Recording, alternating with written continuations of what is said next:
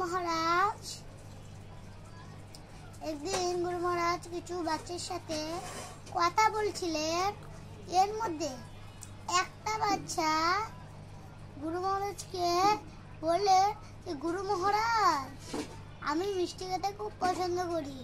তখন গুরু মহারাজ বললেন তুমি যদি ভগবানের মহাপ্রসাদ পাও তাহলে সেটা হাজার হাজার মিষ্টির থেকেও খুব সুস্বাদু এবং মজাদার হবে। তখন বাচ্চাটি বলল কেন গুরু মহারাজ? তখন গুরু মহারাজ বললেন মহাপ্রসাদ শুধু মহাপ্রসাদই নয়, এর এক একটা দানার ভিতরে ভগবানের আশীর্বাদ থাকে।